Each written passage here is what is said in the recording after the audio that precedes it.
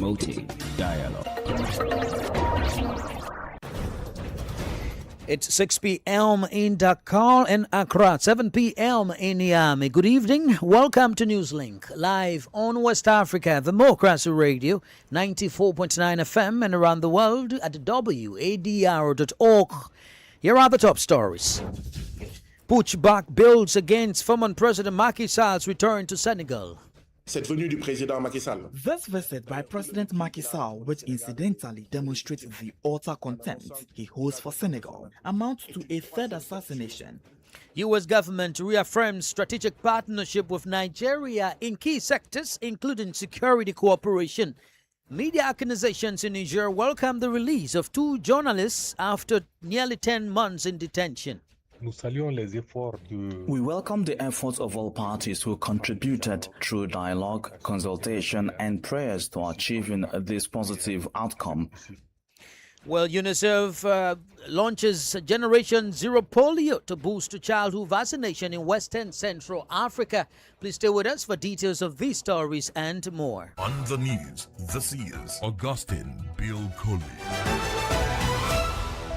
Thank you for being with us. We begin right here in Senegal, where there is increasing opposition to former President Macky Sall's return to Dakar on Friday. He is expected to meet current President Bassirou Diomaye Faye and discuss his candidacy for the post of United Nations Secretary General. Speaking earlier today at the joint press conference organized by victims' collectives and human rights organizations, Member of Parliament Guy Mario Sagna described the planned visit as an act of contempt. He argues that justice for victims of the deadly political protests during Macky Sall's presidency must take precedence over international ambitions.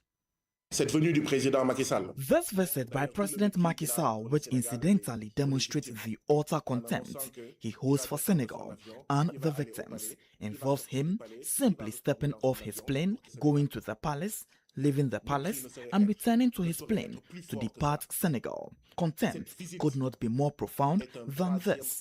This visit amounts to a third assassination, a third imprisonment for all the victims of the 2021-2024 period, including the martyrs who paid the ultimate price with their lives to ensure that Senegalese democracy did not waver, stumble or fall. I was just recalling the words of President Bassirou Diomaye Faye, who during his swearing-in ceremony said that as he took his oath, his thoughts were with those martyrs of Senegalese democracy, the injured and the political prisoners.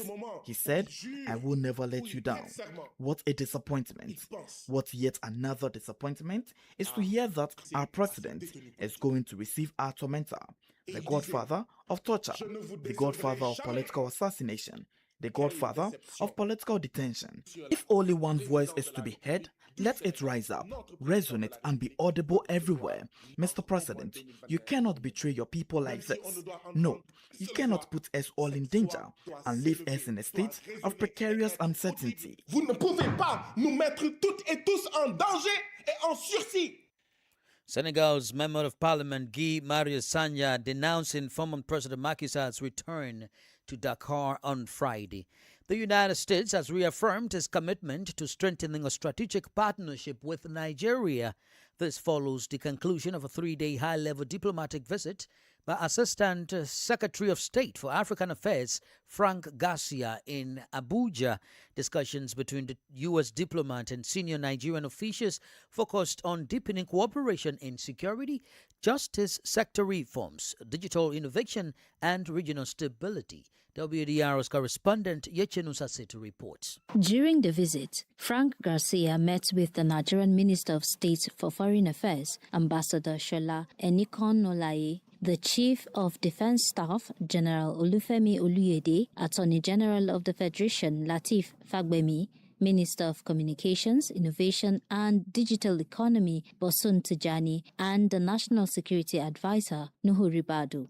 According to the U.S. mission, Discussions centered on expanding security cooperation, strengthening justice sector reforms, promoting digital transformation and commercial diplomacy, as well as enhancing regional stability across West Africa. The talks also focused on the protection of communities and efforts to support the safe return of internally displaced persons affected by insecurity. Officials from both countries reaffirmed their commitment to strengthening the U.S.-Nigeria strategic partnership, describing Nigeria as a key partner in advancing peace, security, and economic development in the region. The visit comes ahead of the next meeting of the U.S.-Nigeria Joint Working Group scheduled to be held in Washington, where both countries are expected to continue discussions on security, cooperation, and other bilateral priorities.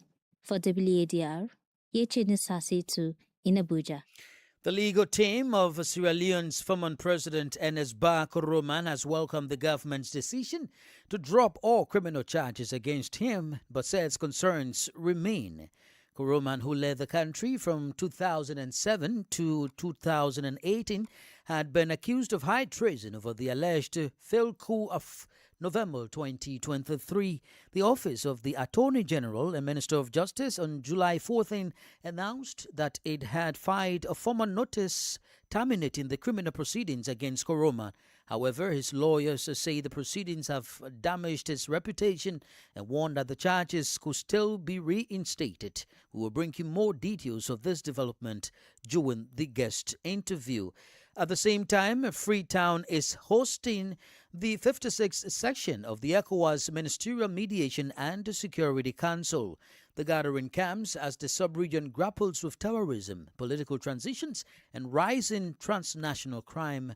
Against this backdrop, ministers are reviewing the region's peace and security landscape, assessing emerging threats, and charting a common response to the growing challenges facing member states. Usma Uma tells us more.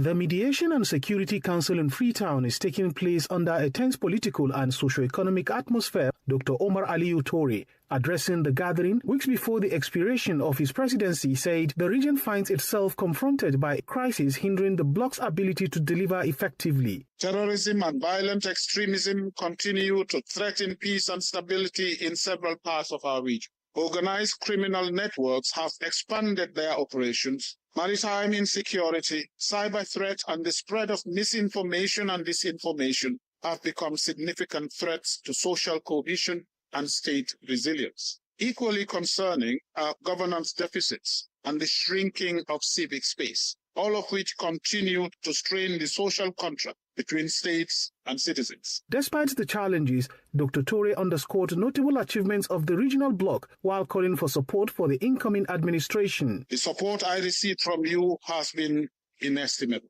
Collectively, we managed and mediated numerous political crises, navigated complex democratic transitions, and fostered regional cooperation. When we came, 400 million West Africans were enjoying the fruits of regional integration. They were enjoying freedom of movement. As we leave, same 400 million people continue to enjoy the gains of our regional integration. From security cooperation, border disputes and democratic governance to conflict prevention and mediation, the outcomes of the ordinary session of the ECOWAS Mediation and Security Council will set the stage for discussion at the Heads of State Summit in Freetown. Regional experts believe that the deteriorating security within the AES bloc, activation of the standby force, ending the Guinea-Bissau military transition, and pending elections in Cape Verde and the Gambia will feature prominently during the upcoming summit.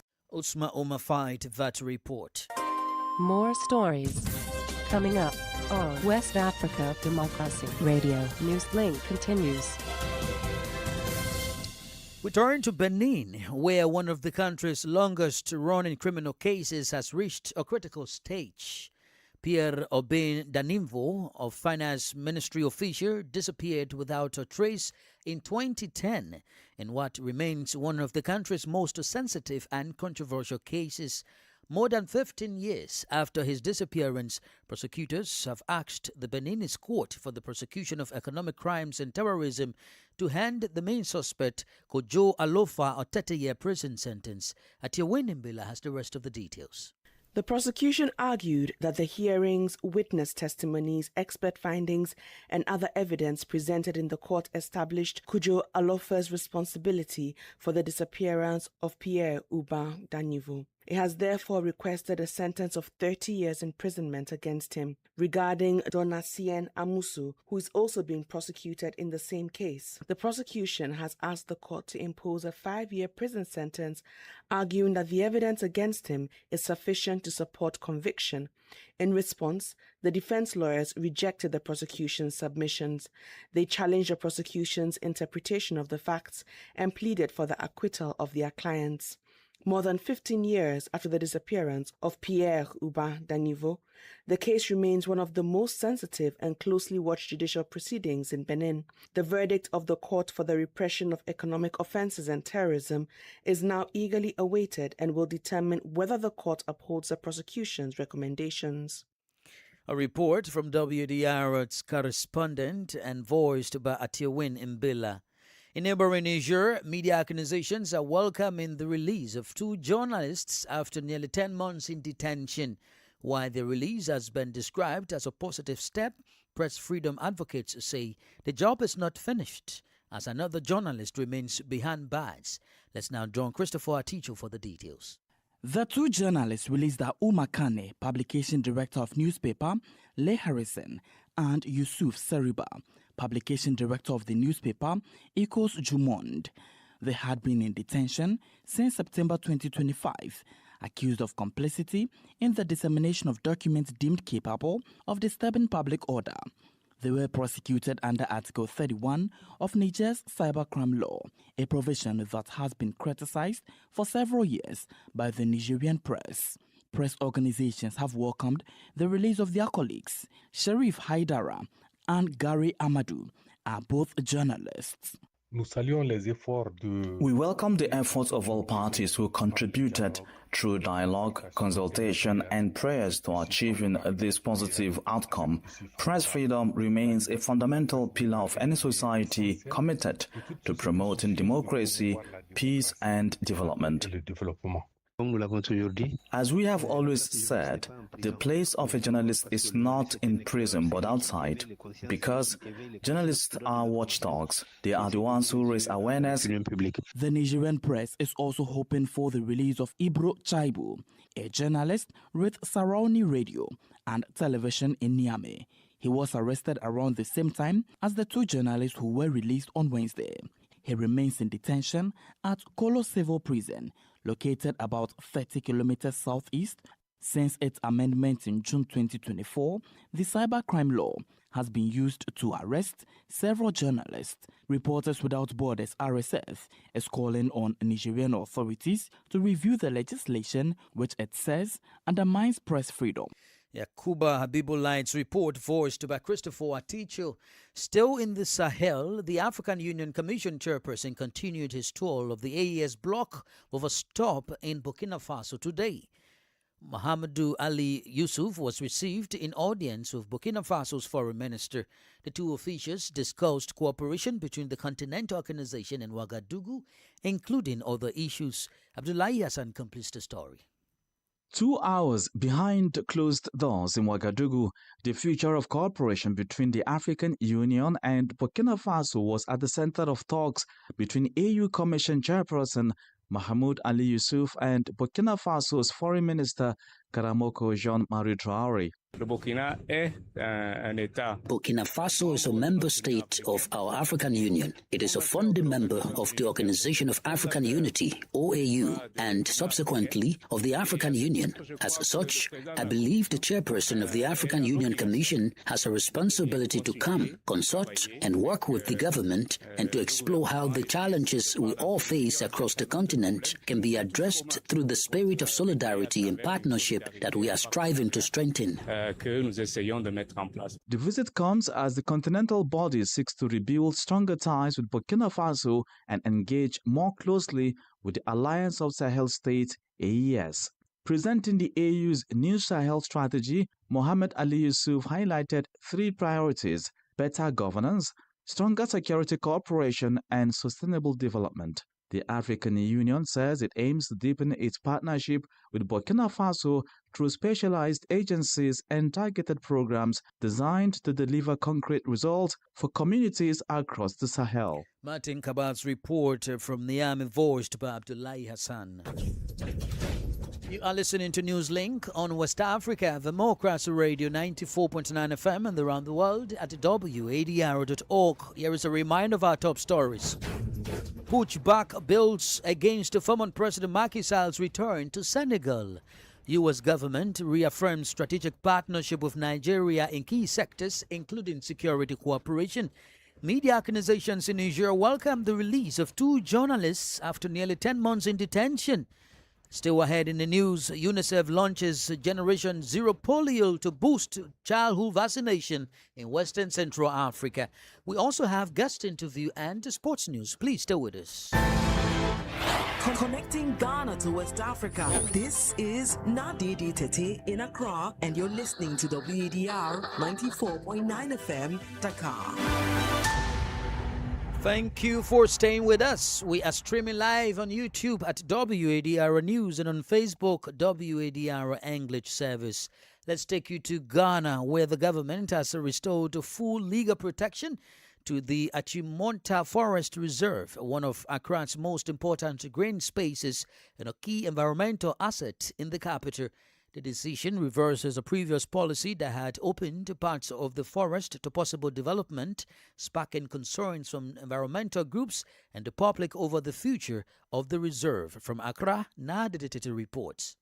Ghana's cabinet has revoked Executive Instrument 144, restoring the Achimota Forest Reserve to its original protected status and reversing a decision that excised about 361.5 acres of the forest from the reserve in 2022. The policy, introduced under the previous administration, returned the affected land to its pre-acquisition owners and sparked widespread criticism from environmental groups, civil society organizations, and sections of the public who warned it could accelerate the loss of one of Accra's most important ecological assets. Here is the Land and Natural Resources Minister Emmanuel Amakofi-Boa announcing the decision at the Government Accountability Series on Tuesday.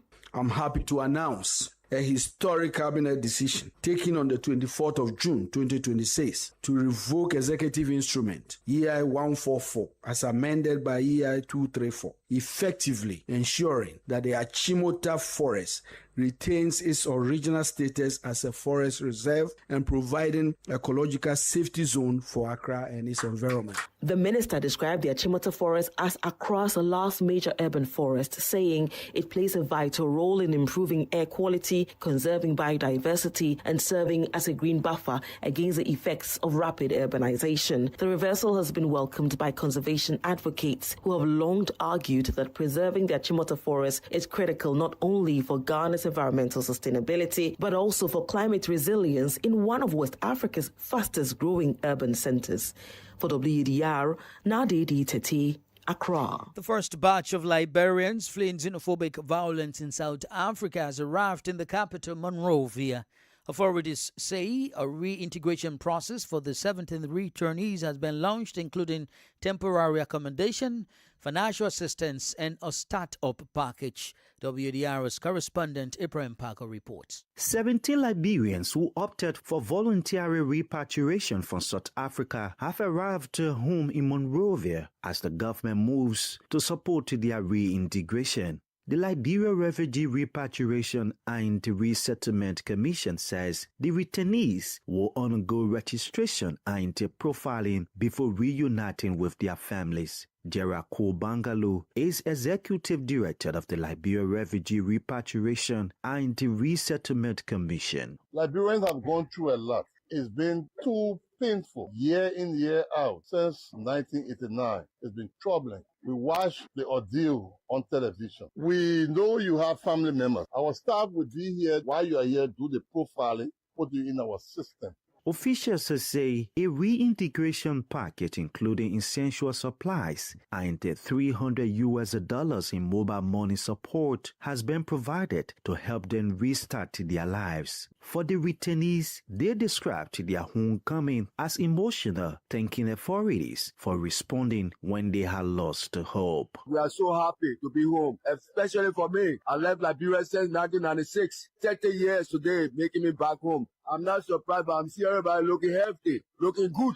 We went through catastrophic attack because where we were drowning and sinking, there was no solid ground. I thank our government for being there to give us the hope where there was no hope. Meanwhile, the government says arrangements are underway to bring back the remaining 12 Liberians who also requested voluntary repatriation from South Africa. For Newslink on WADR, Abraham Parker, Monrovia. Now to Health Matters, the United Nations Children's Fund, UNICEF, has launched Generation Zero Polio, a new youth network aimed at strengthening advocacy for childhood vaccination and supporting efforts to eradicate polio across West and Central Africa. The initiative brings together 5 young Francophone leaders from Cameroon, Niger, and the Central African Republic, the Democratic Republic of Congo, and Chad.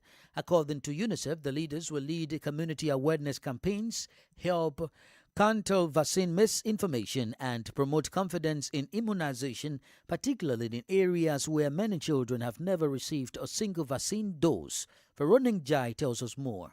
UNICEF Regional Director for West and Central Africa, Gilles Fangin, says millions of children in the region are still missing life-saving vaccines. According to the latest estimates by the World Health Organization and UNICEF, 90% of infants worldwide received at least one dose of diphtheria, tetanus, and pertussis vaccine by 2025, while 85% completed all 3 recommended doses. However, vaccination coverage in West and Central Africa is yet to recover to pre-pandemic levels.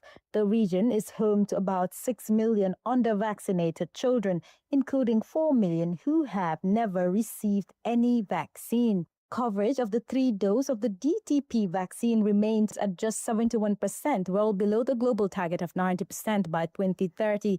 UNICEF also warns that variants of the poliovirus continue to circulate in several countries.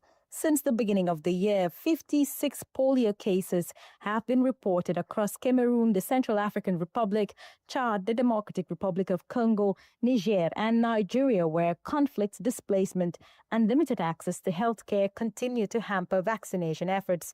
UNICEF says Generation Zero Polio will help build a new generation of youth leaders who can strengthen public confidence in vaccines, influence health policies, and accelerate the region's progress towards eliminating polio. Veronica Njai with those details. Politics, analyses on major news, social matters, and all. This is A Guest. The guest interview focuses on Sierra Leone, where the government's decision to terminate criminal proceedings against former President Ernest Bai Koroma continues to generate reactions. To discuss the legal implications of the decision and what it means for the former president, we are joined by Joseph Kamara, a member of Ernest Bai Koroma's defense team. Let me start by thanking the Sierra Leonean government for being thoughtful and giving such a consideration to this matter, which is very important to the security of the state. We welcome the decision of the government, particularly that of the Attorney General, to file a notice of discontinuance. We welcome it and we accept it. The government dropped all criminal proceedings without publicly explaining why. Can you tell us what changed suddenly? Was there evidence that convinced the Attorney General to drop the charges? Well, all I can say is that there have been ongoing conversations at very high diplomatic levels, including that of ECOWAS and beyond. And in a decision for a notice of discontinuance, there is no legal requirement for reasons to be proffered by the Attorney General. And as I speak to you, the notice was filed without any specific reasons. But we are aware that for whatever it is, that it is for peace, national cohesion, and security of the state. Does Mr. Koroma consider the withdrawal of the charges a full vindication of his innocence, or does he still believe the government owes him a public apology or compensation for the prosecution? Well, before we get to the stage of compensation, he always feels vindicated and believes in his innocence. And those of us representing him also believe in his innocence. This is an opportunity that we cannot skip, being that it shows if there is evidence he could have been charged or he could have been prosecuted furthermore. But at this stage, we seem to have no indication of that. And so we welcome the decision and move forward. Your client was accused of high treason in connection with the November 2023 alleged coup attempt. Can you categorically state that he had prior knowledge or communication with any of the alleged plotters? I have spoken to him several times on this matter, and I have participated in the investigations of this matter, and I can categorically state to you with no hesitation that I'm not aware of his involvement in anything. And there is evidence before the courts that not once was his name mentioned in any of the trials that were concluded by the government. So at this stage, I am satisfied in my mind in the defense and in his innocence. How does this decision affect the political reputation of Ernest Bar Koroma? Yes, definitely. It cannot be denied that his reputation has been affected by the ordeal that he has experienced. Being a man of forgiveness, he has no vengeance.